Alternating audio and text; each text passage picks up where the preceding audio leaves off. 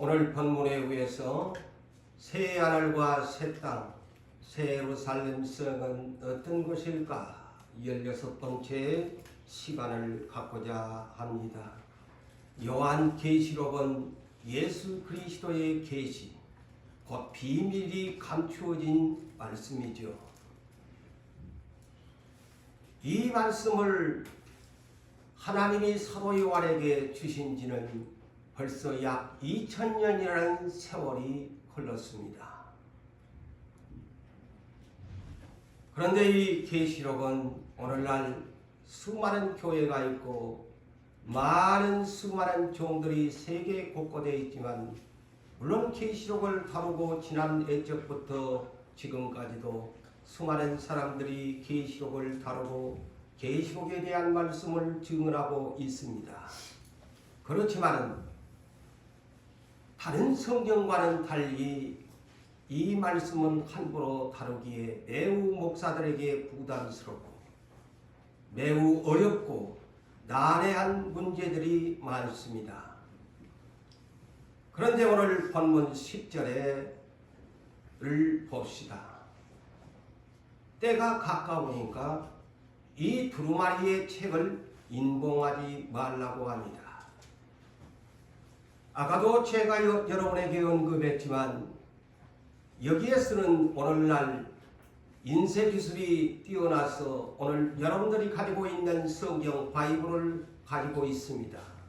그러나 요한 사도가 이 말씀을 성령님의 감동에 의해서 천사가 보낸 이 메시지, 예수 그리스도의 계시를 기록할 때는 인쇄술이 발달되지 아니하는 양가죽 내지는 또한 파피루스, 갈대 같은 그런 껍질을 벗기어서 글자를 기록하는 시대입니다. 시대적 배경을 여러분이 아십시오. 그래서 성경책이라고 하지 아니하고 두루마리 책이라고 기록하고 있습니다.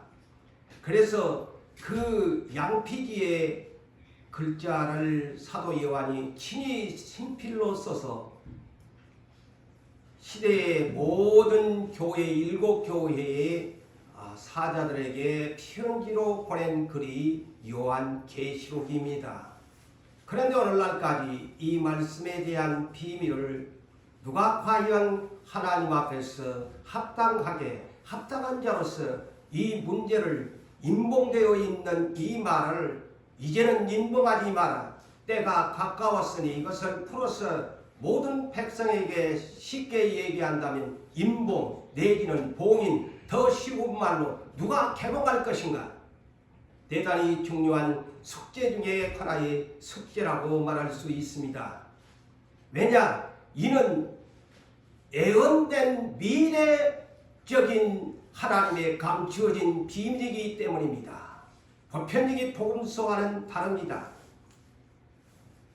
구약의 성경이나 이런 예언서들과의 차이점이 바로 그것입니다. 예언서기 때문에 함부로 다루다가는 인간 생각으로 잘못 오해하여 성경이 왜곡되고 거짓 선지자들이 될 수밖에 없기 때문입니다.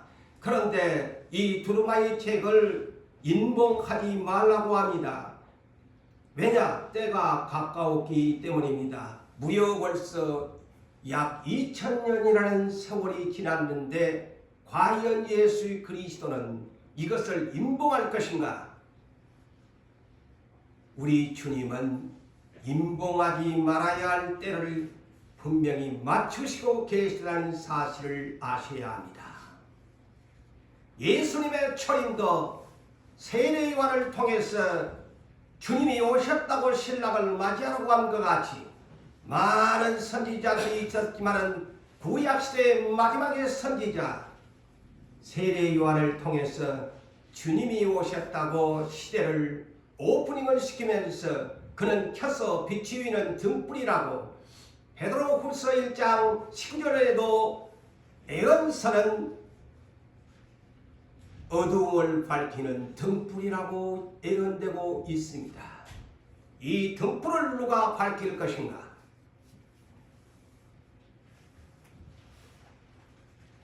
그래서 이것을 임봉하지 마라. 때가 되면 요한 계시록을 두루마리 책처럼 말아놓고 오픈시키지 아니하는 그런 시대가 아니라 이제는 말아놓은 두루마리 책을 풀어가지고 온 세상에 개봉을 해야 된다. 쉬운 얘기로 그 말입니다. 그렇게 이해하십시오. 두루마리로 말아놓은 것 이제는 풀어서 모든 사람들이 이것을 이해하고 재림의 예수를 맞이할 준비를 시켜야 된다.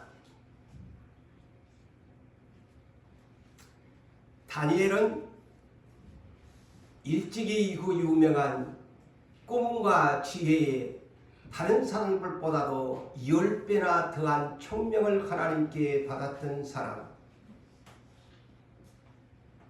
꿈의 몽이나 모든 계시에 대하여 깊고 은밀한 것까지도 다니엘서 2장 22절에도 보면은 깊고 은밀한 것까지도 하나님은 다 드러내신다고 다니엘이 예언했던 것처럼, 그런데 다니엘도 마지막 시대를 환상 중에서 봅니다. 이는 다니엘서 12장 1절로 4절의 말씀을 여러분들에게 간단하게 소개하자면, 다니엘이 환상 중에 천군을 이끌고 있는 천군의 큰 군대의 군주가 되는 미가엘 천사장을 보게 됩니다. 그런데 이 비밀을 다니엘이 구약시대에 보게 되는데, 이스라엘을 호위하는 군대 큰 군주가 되는 이 미가엘 천사장을 일으키게 될 것이다. 그런데 언제 일으키느냐? 개국 이래로 이런 환난이 없는 때에 미가엘 군대 천사장을, 그 군대를 일으키게 될 것이다. 개국 이래로 이런 환난이 없다는 것이죠. 다시 말하면 이것을 쉽게 표현하면 세상 마지막에 환난의 시대를 일으키는 말입니다. 그런데 그 뒤에 말씀이 4절에 생명책에 기록된 사람들, 계시록에 말할 것 같으면 어린 양의 생명책에 기록된 자들은 그때에 다 이 천사들로 통해서 구원을 받게 될 것이다. 그러면서 다니엘아, 너는 네가 너에게 보여준 이 환상과 내 이 말을, 너는 이 말을 간수하고 이 말을 봉함해라, 이 글을 봉해라 그랬어요. 그래서 구약 선지자 다니엘이 그렇게 꿈이나 계시나 탁월하게 해석하는 사람이었지만, 마지막 때의 비밀은 너는 이 글을 봉해놔라. 구약시대 사람에게 보여주기만 했지 비밀을 안 가르쳐 준다는 거예요. 그러면 마지막 예수님의 재림의 때를 준비하는 또한 선지자가 있다는 사실을 아셔야 합니다. 그들에게는 이 봉함된 비밀을 개봉하게 하신다는 사실이에요. 그게 하나님의 질서입니다. 그런데 다니엘에게 하는 말이 뭐라고 하느냐? 이 글을 마지막 때 환난에 대한 천사들을 데리고 올 그때를 봉해놔라. 그런데 마지막 때가 어떤 때에 이것이 되느냐? 사람들이 빠르게 왕래할 때가 온다. 자, 이 비밀을 약간 가르쳐줍니다. 사람들이 빠르게 왕래할 때가 온다. 그게 어떻습니까? 오늘날 문명이 발달되고 교통이 발달되어지는 때에 열어진다는 겁니다. 아시겠어요? 지금 이 세상은 초스피드 시대입니다. 빨라지는 시대가 왔습니다. 그러면서 뒷말이 뭡니까? 4절 지식이 더해질 것이다. 이 지식은 두 가지로 세상의 지식이 더해지고 그 다음에 이제 예수를 아는 지식이 성경이 온 지구촌에 다 퍼져 있습니다. 예수를 아는 지식이 모든 인류에게 더해지는 때에 하나님은 공평하게 정의의 공의의 하나님은 빠른 시대에 지식이 더해지는 시대에 세상의 지식도 더해지고 문명도 발달되어지고 빠른 비행기가 날아가고 그래서 우리 교회 하나의 비전이 뭡니까? 방송 전파를 한 성령의 소리센터의 비전을 주신 것입니다. 빠른 시대에 빠른 방법으로 주님의 재림을 알리면서 주님은 오시게 됩니다. 농담으로 들으십니까?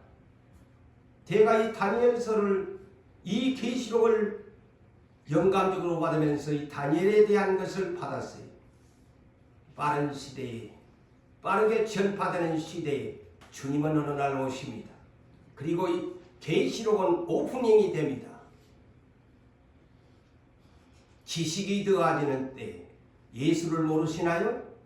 예수님이 그랬지요. 말세의 징조에 복음이 세상 끝날에 다 전파될 때에 끝이 오리라. 공평하게 오십니다. 그래서 저 에덴 동산 범죄 이후부터 초림까지 무려 4,000년이라는 시간을 이스라엘 민족에게 주었죠. 그분이 초림이 이스라엘 땅에 오셨죠. 이제 재림은 온 인류에게 오십니다. 공평하게 성경을 온 인류에게 예수를 아는 지식을 공평하게 다 전해놓고 공평의 심판을 하시는 방법으로 오십니다. 너 예수 몰랐다고? 방송망이나 성경책으로 두루마리 책으로 말하는 때도 아닌데 네가 예수를 몰랐다고? 너희는 거짓말하지 마라. 얼마나 빠른 시대에 네가 살면서 거짓말을 나한테 할 수 있느냐? 네가 예수 이름을 모른다고?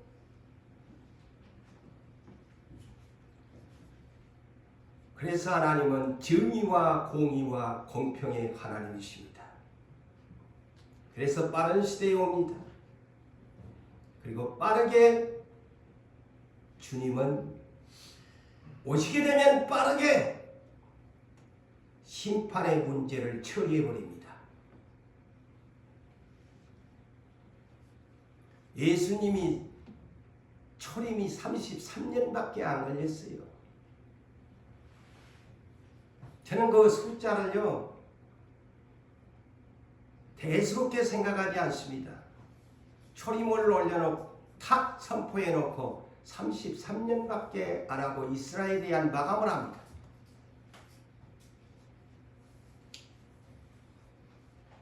제 말을 다시 말합니다. 농담으로 듣지 마세요.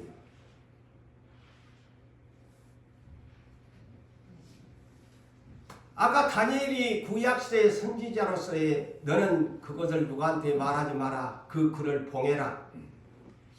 그런데 그게 이제 예수님이 오셔가지고 오프닝을 시키잖아요. 데살로니가전서 4장 16절에 이 미가엘이 누구냐? 주께서 호령과 천사장의 소리와 이 천사장의 소리가 누구냐? 미가엘의 천사장 소리다.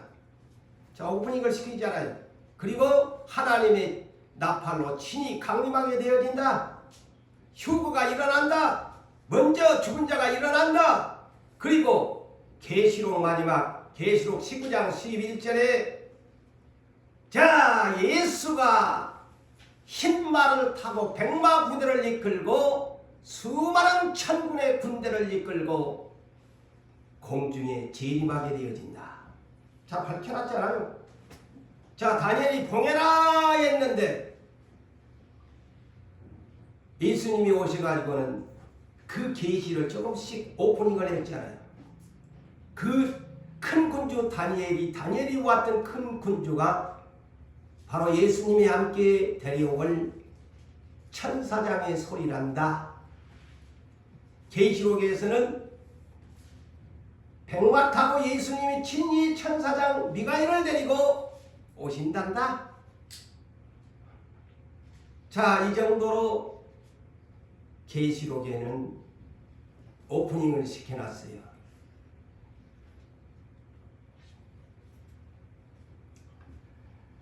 자, 더 여러분 중요한 것이 뭐냐? 이제 앞으로 제가 22장이 끝나면 계시록 제가 1장에서 3장까지 했으니까 4장으로 갈 겁니다. 근데 자, 중요한 문제가 5장부터 등장합니다.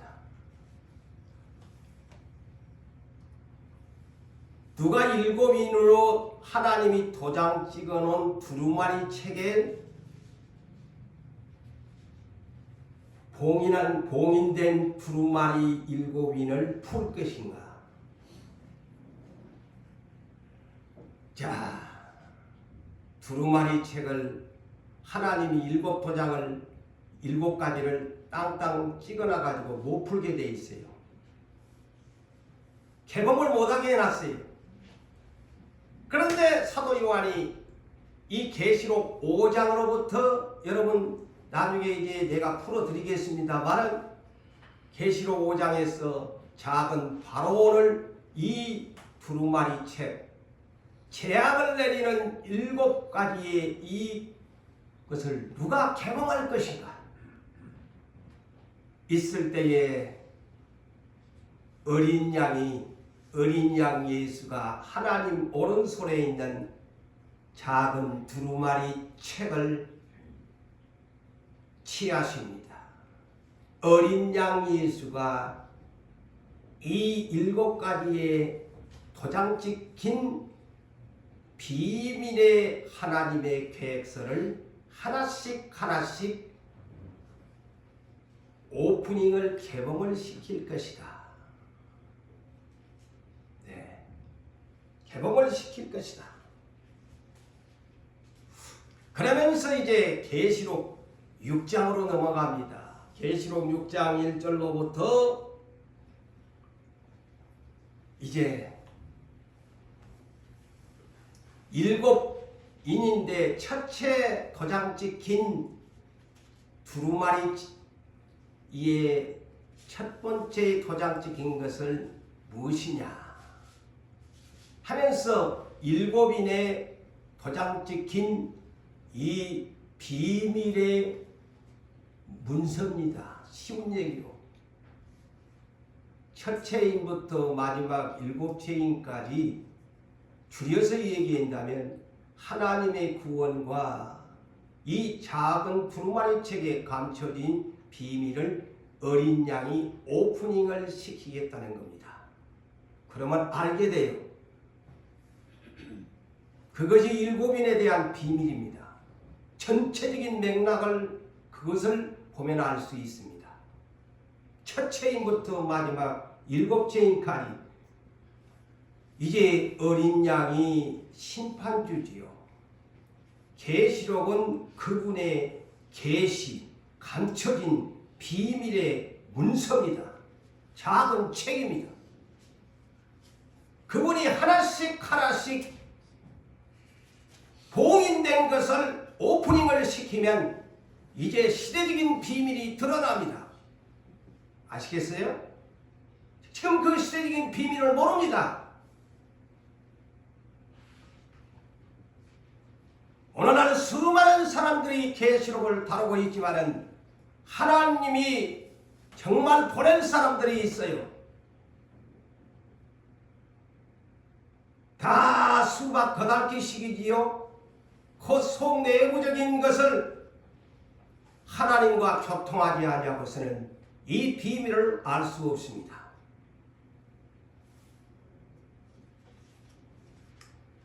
그래서 계시록 10장에 제가 오늘 아웃라인만 적어줍니다.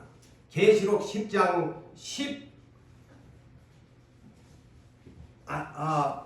8절에서 11절까지를 제가 소개하지요. 자, 그래서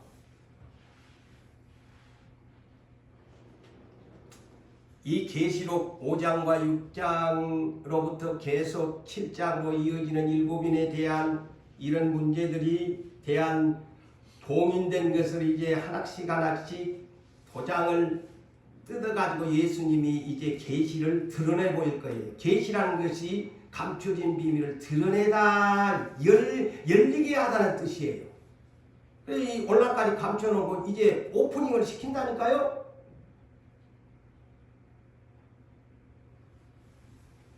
그래서 계시록 10장이 왜 기록됐는가? 저는 진즉이 계시록 10장을 저는 일찍부터 이해하고 있었어요.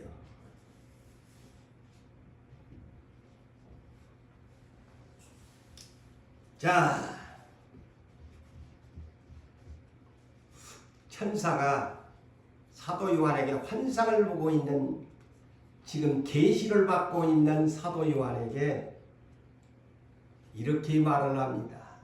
너는 가서 바다와 땅을 밟고 서 있는 천사의 손에 펴놓인 두루마리를 보세요. 이 두루마리가 계속 연결됩니다. 이게 요한 계시록입니다. 일곱인도 다 두루마리예요. 지나간 앞선 모든 믿음의 선배들이 계시록을 어떻게 풀었는가는 저는 기억이 나지는 않습니다만 저는 이렇게 봅니다. 자, 이 두루마리를 천사가 사도 요한에게, 그 두루마리 천사가 손에 펴놓인 두루마리를 네가 가지라. 그래서 내가 사도 요한이 천사에게 가서 두루마기를 내게 주소서. 그래서 작은 두루마기를 내가 천사한테 달라고 했다. 그러니까 천사가 뭐라고 하느냐, 이르되 갖다 먹어버리라. 갖다 먹어버리라. 그런데 너에게 갖다 먹어버리면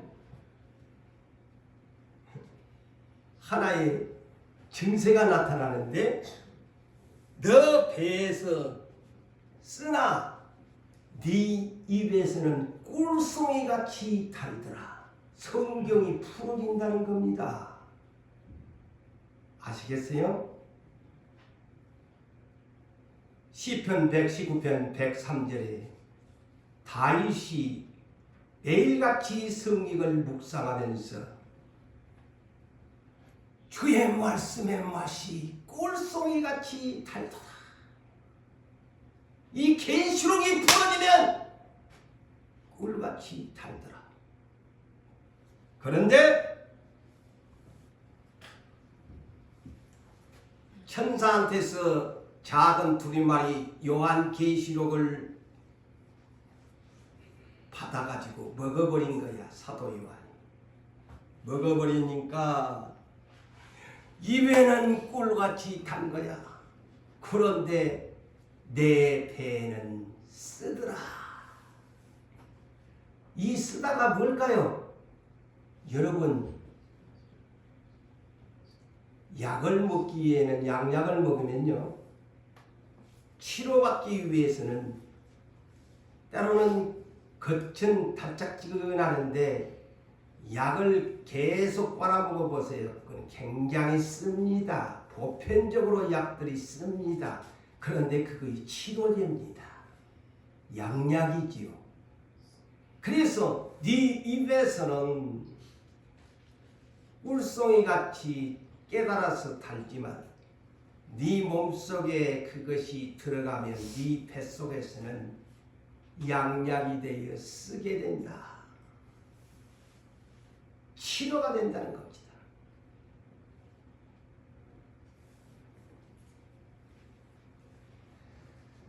그러면서 왜 쓰게 되느냐? 그 이유를 밝힙니다. 너는 나한테 단 것을 받았으니까, 사도 요한이 네가 계시록을 받았으니까 네 입에 달지. 계시록 받았으니까. 환상을 보고 계시를 받았으니까 얼마나 성령이 충만하여 날아갈 것 같은 기분. 저도 지난날 그랬거든요. 이 애원을 받을 때요, 일주일 동안을 제가 식사를 못할 정도로 허공에 공중에 떠있는 기분으로 살았습니다. 내 발이 땅에 닿았는지 하늘로 떠서 가는지를 몰랐습니다. 성령 충만한 것을 저는 체험해서 잘 압니다.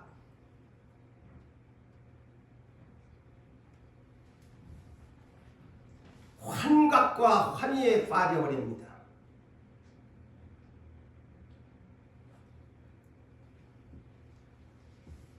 그런데 왜 쓰냐? 백성들을 치료해 주려면 네가 지원해야 된다. 자, 그래서 뭐라고 합니까? 내가 많은 백성과 나라와 민족의 언어 방언과 임금들에게 다시 애언하여야 하리라. 그래서 씁니다. 다시 요한계시록을 풀어서 애언을 다시 해라고 이것의 비밀을 감춰놨습니다. 아셨나요? 다시 애언하여야 하리라. 온 지구촌에, 한마디로 이 단어를 요약하면 온 지구촌에 다니엘이 마지막 환난의 때를, 빠르게 사람이 왕래하는 때에, 지식이 더하는 때에 봉함된 이 비밀을 개봉해야 된다는 것입니다.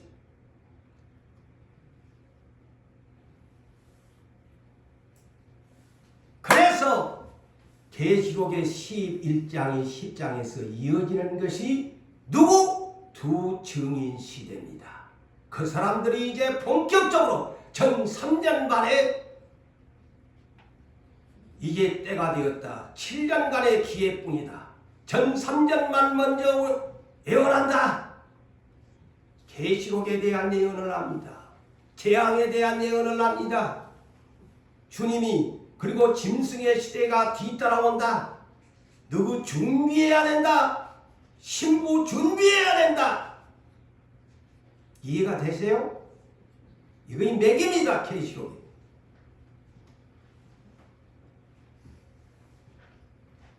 그래서 계시록 22장 16절에도 이 계시록을 그리스도께서 내가 내 모든 교회 사자들에게 이것을 증언하도록 보냈다. 종들은 시대적으로 이 계시록을 깨달았어. 물론 여기에 주된 멤버들이 있어서 전하겠지만 언제까지 씨만 뿌리는 복음만을 전해서는 아니 된다. 추수할 때가 되었는데 추수의 새 복음을 전해야 된다.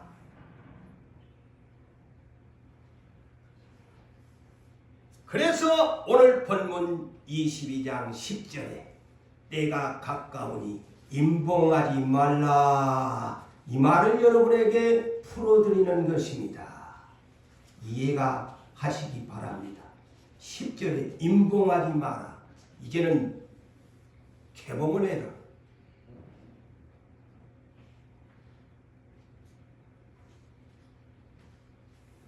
그러면서 11절로 볼까요? 이 말은 뭘까요?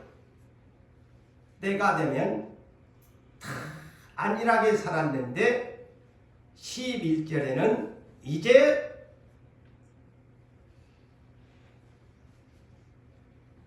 판결의 심판의 결론이 온다. 그 내용입니다. 11절. 이제는 너가 안일하게 살았지.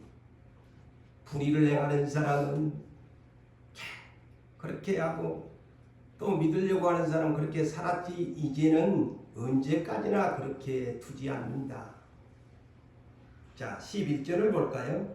불의를 행하는 자는 그대로 행하고 더러운 자는 그대로 더럽고 의로운 자는 그대로 행하고 거룩한 자는 그대로 행하라. 자, 여기에 문장의 특징이 있습니다. 그대로 행하라. 자, 여러분 이 12절이 간단하게 여러분은 그냥 넘어갈 수 있는, 저는 간단히 넘어갈 수가 없어요. 이 말이 무슨 말이냐? 제가 먼저 했잖아요. 심판의 결론을 내리겠다는 겁니다. 네가 지금까지 불의를 행하는 이제부터는 지금까지 네가 불의를 행했으면 네는 불의를 행한 대로 끝이야. 네가 지금까지 의롭게 행했다면 의로운 생활로 된다는 거예요. 뭐냐면 이 말이 무슨 말이냐면 심판의 때가 찼으며 이제 그 행위대로 악인의 삶은 악인의 삶 그대로 판결을 받게 되어지고 의로운 사람은 의로운 행위 그대로 삶을 판결을 내리겠다는 말씀이 11절의 말씀입니다.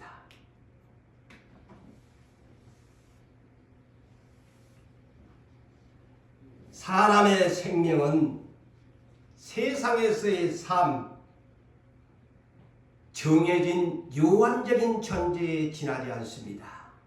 그런데 우리가 오늘날 착각하지요. 항상 잊어버리고 삽니다. 저도 그렇고 여러분들. 그냥 오래오래 살 것처럼 욕심부려 가면서 오늘 해야 할 일을 하나님께 내일로 미루고 오늘 기도해야 될 사람이 내일로 기도를 미루고 오늘 예배에 참석할 사람이 내일로 예배를 미루고 잘못된 버릇 고쳐야 할 사람이 내일로 미루면서 하루하루를 미루면서 살아갑니다. 불순종한 사람 오늘까지만 하나님 함께 해놓고 또 내일도 불순종 그대로 살아갑니다. 제 말씀을 바르게 들으세요. 그대로 살아요. 변함이 없어요. 근데 어느 날 그대로 행한 날의 마지막 그날에 샥타문이 내려질 때가 온다. 그 얘기입니다. 이 얘기가. 네가 불의를 행했지 그대로 네는 불의한 자로 끝난다. 네 의롭게 날마다 살았나 오늘 밤 내가 왔으니 그대로 너는 의로운 사람 그대로 네 인생의 삶에 내가 책임져 주겠다.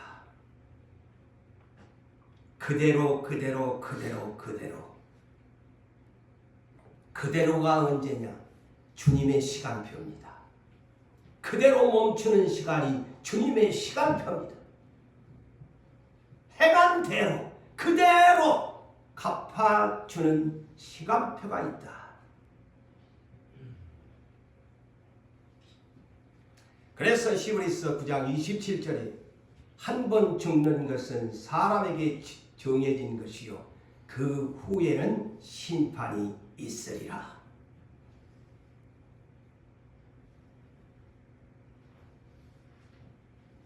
하나님이 정해놨어요. 다 오래 살고 싶지 저도 여러분들도. 그런데 내가 오늘 밤 죽을런지 내일 병이 들는지 내일 실패할는지 누가 내일 일을 알아요? 아무도 모릅니다.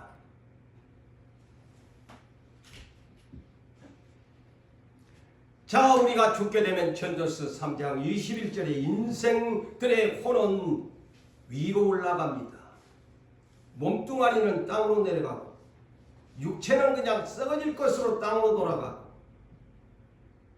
짐승의 혼도 땅 아래로 내려가는 줄 누가 알냐 그랬어요. 그렇지만 우리 사람들의 혼은 땅으로 안 내려간대요. 위로 올라간대요. 누구한테로? 하나님한테로 심판받으러 올라가는 거야.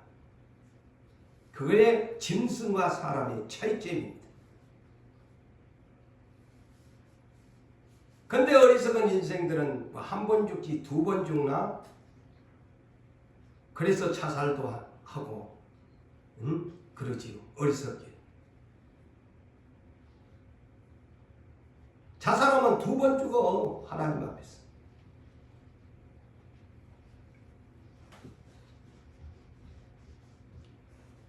죽음이란 이 단어 앞에 누가 이길 사람이 있습니까? 예수님 외에는 사망을 이길 자 없습니다. 그분은 부활의 천년 열매 오직 그분만이 사망과 음부의 열쇠를 가졌기 때문에 그분만이 사망을 이기셨습니다. 이 땅에 있는 모든 육체는 사망을 이길 자가 아무도 없습니다. 죽음 후에는 곧 심판이 기다리고 있다는 이 팩트한 사실을 알아야 합니다. 그래서 고린도후서 5장 10절에 제가 항상 여러분에게 강조한 게 세 가지. 우리가 그리스도인들이 다 모두 다 세 번째 반드시 그리스도의 심판대 앞에 나타나게 되어 그 몸으로 선악간에 행한 것을 따라 받으려 하리라. 자, 예수 믿는 사람 심판대 앞에 서야 된다고 오잖아요. 우리가 다 반드시 그리스도의 심판대 앞에. 누가 예수 믿는 사람 심판 안 받는다고 그렇게 합니까?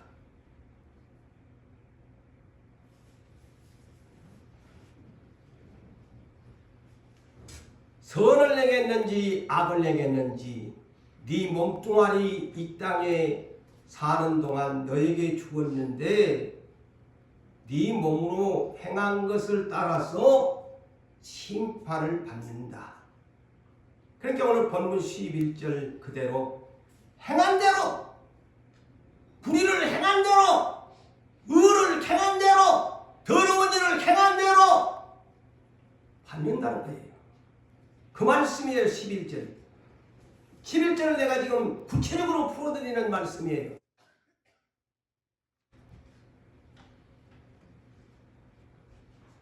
자, 우리 사람이 죽으면 재림전까지는 예수님이 다시 오실 재림전까지는 우리의 몸뚱아리는 흙에서 취하였으니 흙으로 가서 묻혀 있습니다. 그러나 내 몸뚱아리에 있는 영혼은 속사람은 위로 올라갔으니까 지금 그리스도 안에서 죽은 자들 중에 낙원에가 있을 거예요. 영혼이 아니고 영혼이 낙원에 가서 지금 쉬고 있어요. 예수를 또한 믿는다고 했지만 그리스도의 밖에서 살았다면 그분은 음부에 가서 있겠지요. 다 위로받으려고 좋은데 천국에 갔다고 다 예수 믿으면 다 장례식들하고 목사들 또 오면 가족들 이루어온다고 하는데 하나님 뺏기 몰라. 그 사람이 지옥에 갔는지 어디에 가 있는지 다 하나같이 100이면 100사람 우리 어머니 천국에 가고 우리 아버지 천국에 가고 우리 마누라 우리 남편 천국에 가고 우리 자식 다 그렇게 이루어온다고 그렇게 말을 하지만 하나님밖에 몰라.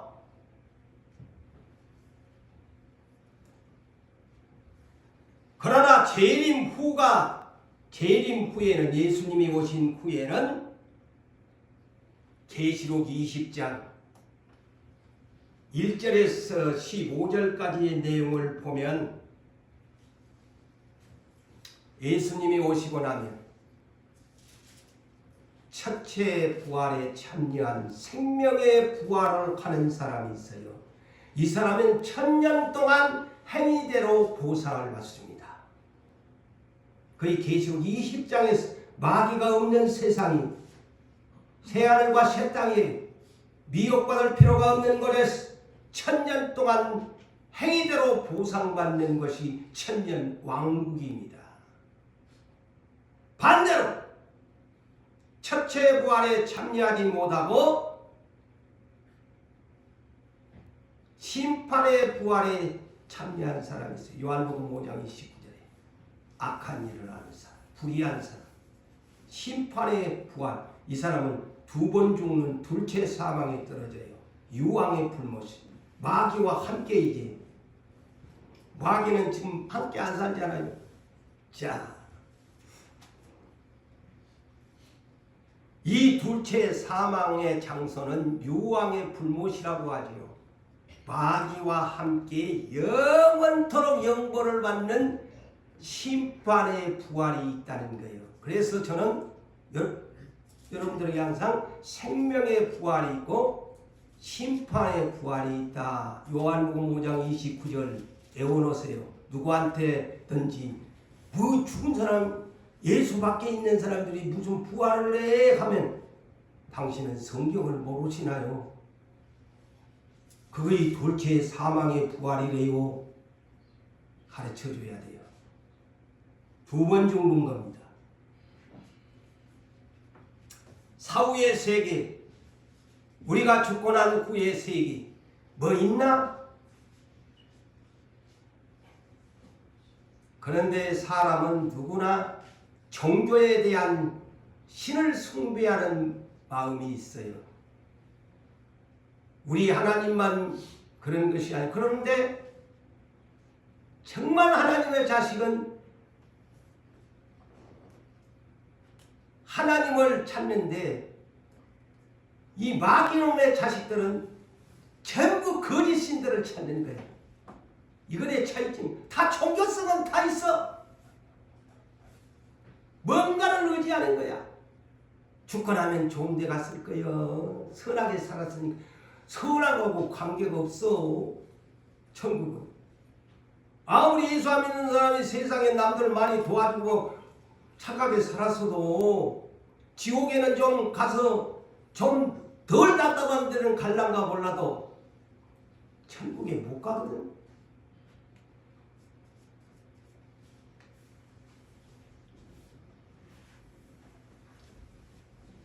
사후의 세계는 영원한 세계예요. 이 땅에서는 70년에서 100년 사이에서 왔다 갔다가 하는 죽음과의 사토와의 싸움에서 왔다 갔다 합니다만 유한적인 존재에 지나지 않습니다. 그렇지만 사후의 세계는 그리스도 안에 있는 사람이나 그리스도 밖에 있는 사람이나 영원한 세계가 기다립니다. 영보를 받는 영원한 세계, 영생을 가지는 영원한 천국. 똑같아. 시간표는 영원한 세계야.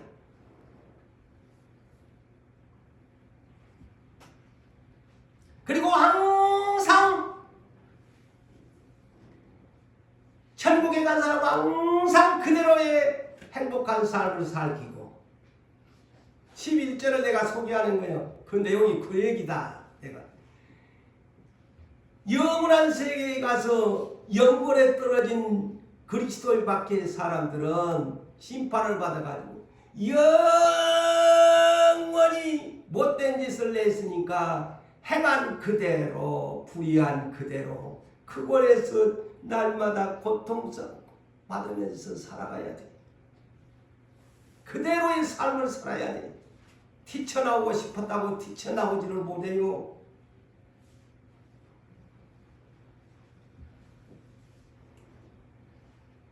그래서 오늘 본문 12절을 봅시다. 보라 내가 속히 오리니. 자, 이 말에 굉장히 거부감이 많이 들 때가 믿음이 없는 사람들은 그래요. 속히 온다 그래 놓고 2000년이 됐는데도 안 오구만. 왜 여기에 이렇게 속히라고 단어를 기록했을까? 저는 이렇게 해석을 해봅니다. 왜 속히 오리라 했는데 아직도 안 오시는가? 그래서 농담으로 생각할 수가 있어요.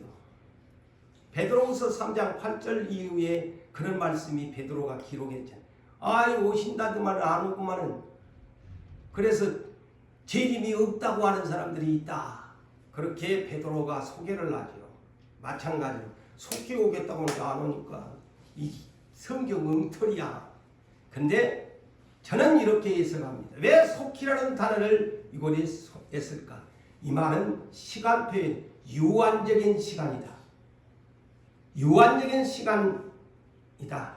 분명히 언젠가는 반드시 온다는 그런 단어로서 믿음이 있는 사람들은 그것을 기다리게 하고 믿음이 없는 사람은 농담으로 거짓말로 받아들이게 하는 헷갈리게 하는 단어예요. 이 단어가. 그러면서 내가 둘 쌍이 나에게 있어 각 사람에게 그가 행한 대로 갚아주리라. 보세요. 11절과 12절이 바로 그겁니다. 행한 대로 갚아주겠다. 행한 대로.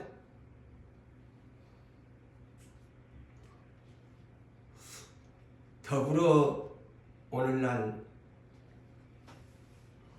예수를 믿는 사람들이 많아요.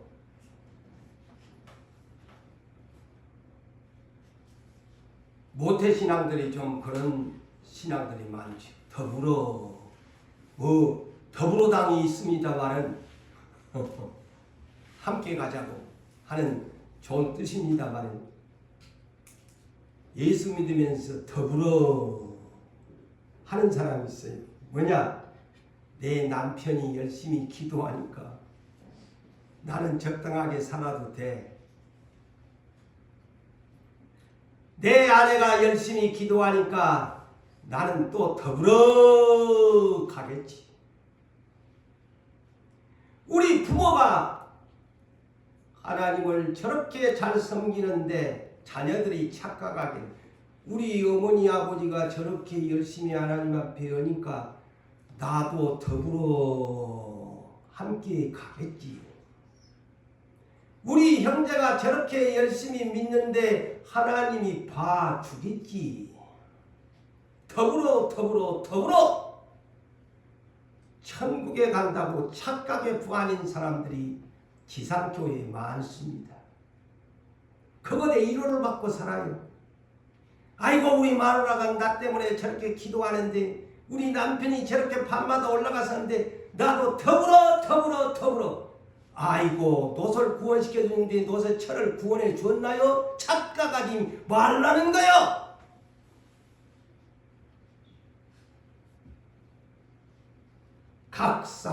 각 사람 행한 대로. 아까 고린도후서 5장 10절에도 각각이요. 여기에도 각 사람이 1대1의 관계야. 페이스 투 페이스. 예수 앞에 서야 돼. 마누라도 서야 되고. 예수님이 야 너 그 남편 잘 믿었으니까 마누라 너는 걔 아무개 아내였지. 네 개떡같이 믿었는데 너 남편 보고 내가 건져줄게. 그런 하나님 아니야. 착각하지 마세요. 1대1의 심판입니다.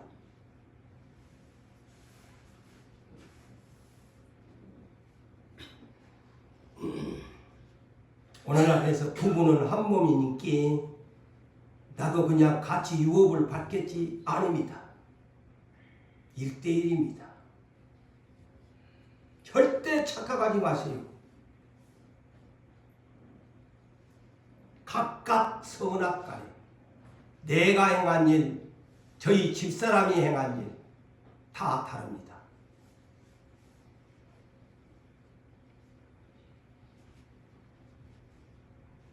여러분 혹시 내가 열심히 가서 교회 가서 기도할 때가 당신은 그냥 때로는 아프면 이제 그러지요. 저 역시도 좀 하지만은 달라요.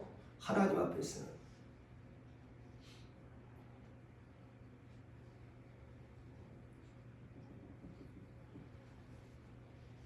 고린도전서 6장 19절과 20절에 뭐라고 합니까?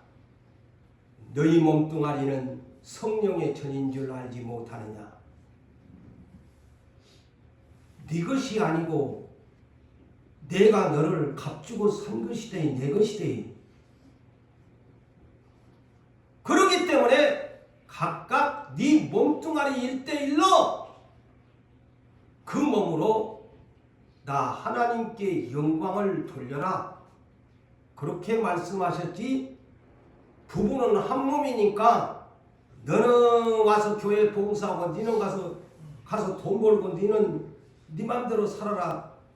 하나님이 그런 하나님 아닙니다.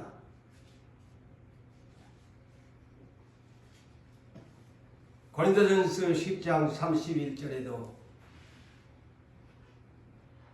사람을 무엇이든지 사람은 먹든지 마시든지 무엇을 하든지 하나님의 영광을 위해서 해라. 돈 버는 것도 하나님의 영광을 위해서 하셔야 됩니다. 재능을 배우고 기술을 배운 것도 우리 그리스도인들은 하나님의 영광을 위해서 내가 배워서 하나님 앞에 사용하겠습니다. 해야 하나님이 오라 네가 과연 내 사람이로다. 자기 영광을 위해서 추구하면 하나님이 기쁘지 않습니다. 왜 네 몸은 내 것인데 네 것이라고 하냐? 그게 모순된 것이죠. 값으로 너를 샀는데 너는 내 종에 불과한 것인데 왜 네 것이라고 하냐? 네 몸을.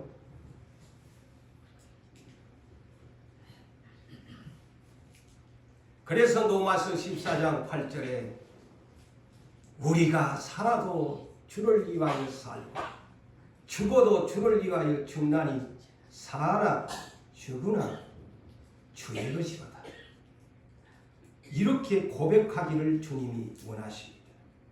이 교회에 선택하신 시대를 위하여 준비하여 부르신 여러분들이여, 여러분들에게 특별히 남성 되신 여러분들에게 일꾼으로 부르셔서 무엇을 요구합니까? 너는 내 것이다. 나는 주의 것입니다. 주의 뜻대로 살겠습니다.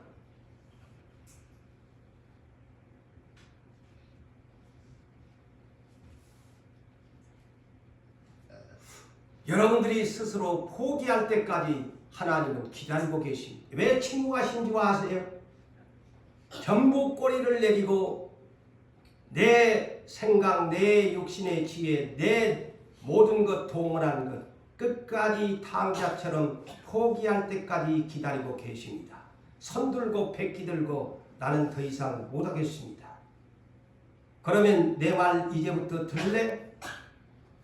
그때 주님은 그런 사람을 씁니다. 요한복음 21장 15절에 네 나 사랑하냐? 밤새도록 다시 실패합니다. 배보는 편에 가서 그물을 던져봐. 그때서야 비로소 주님의 말씀에 의지하여 당신이 가르치는 방법에 의하여 내가 백기 들고 이제부터 하겠습니다. 그 제자들이 다시 돌아오는 기회였습니다.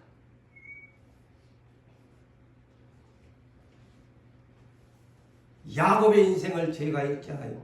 지체의 장자로 돌아왔다. 쩔뚝거리면서 20년을 자기 꾀대로 방법대로 다 써봤지만 방법이 없어 요단강에서 약복강에서 기도하다가 한도 뼈가 이골돼 버리니 그는 인생에 남은 인생 쩔뚝거리면서 지체의 장애자로 험악한 세월을 고백하면서 살아야 했습니다.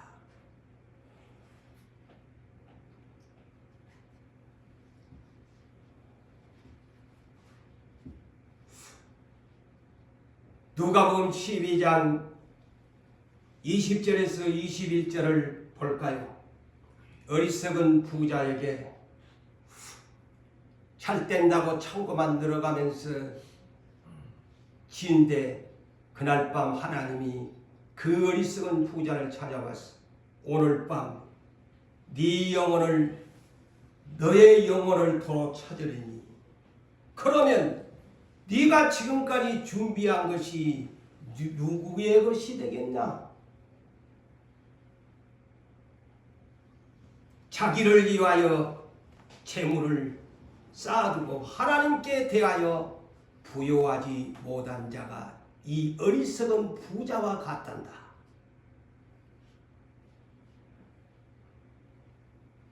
하나님께 대하여 부요하지 못한 자가 되기를 원치 않습니다.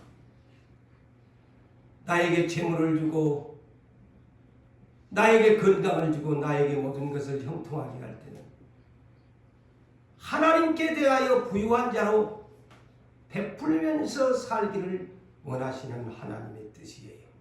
그의 믿음의 부유한 자입니다.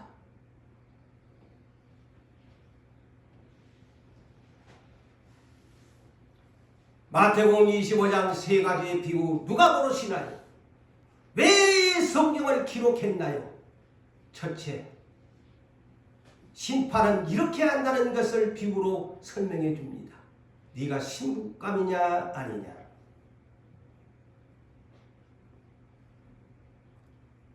유부산교회 수많은 예수님을 신랑을 기다린다고 하는데 네가 진짜 신부로서 준비 단장했나? 다 준비한 대로 갔으면 하는데 떨어질 사람은 떨어져 문을 닫아버려. 이거 이 구원론이야. 천국의 구원론. 달란트의 비유. 내가 너희한테 충성이라고 달란트 주었는데 네 얼마 남겼노? 네 평생을 살면서 얼마나 충성을 남겼나? 안 남긴 사람 입으로만 와서 예배드리고 입으로만 기도하고 봉사회라고 하면 뺀질거리고 교회에서는 안 하려고 하니 네 한 달란트도 안 남겼지 않니? 나하고 상관없어. 직분 안 하려고 죽을 때까지 충성하세요. 에? 네 몸 네 것 아니지 않니? 왜 근데 네 맘대로 네가 쉬고 싶으면 쉬고 안 하고 싶으면 안 하니? 내 말 곱깝게 듣지 말고 마지막 시대에 애치는 소리는 듣기 싫지만 들어야 여러분 배에 가서 약이 돼. 그리고 세 번째 비유가 뭡니까? 부자든 가난하든 너한테 재물을 청지기로 맡겨주었는데 너 그 재물 어디다 썼노? 그게 양과 염소의 비유입니다. 어디다 썼나? 네 하나님의 아들이라며 하나님의 딸이라며 부자가 되든 적게가 되든 형편에 따라 네가 나그네 대접해본 적이 있나? 병든 사람 찾아본 적이 있나? 네 한번 사람한테 대접해 준 일이 있나? 옥에 갇힌 사람 찾아와 줬나? 네만 배부르고 살고 싶었지. 그에 묻는 것이 양과 염소의 비유입니다. 재물 네가 어디에 어떻게 쓰느냐?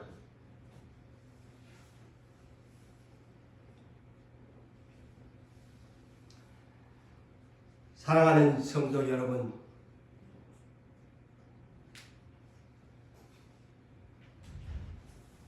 말씀이 길어졌습니다마는 오늘 이 12절까지에 대한 말씀 행한 그대로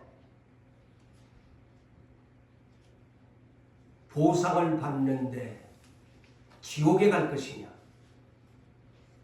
영벌을 받을 것이냐, 아니면 영원한 영생의 새 하늘과 새 땅에 천년왕국에 들어갈 것인가?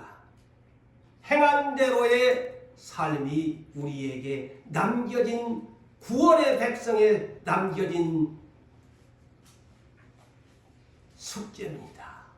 이 숙제를 어떻게 문제를 푸시렵니까?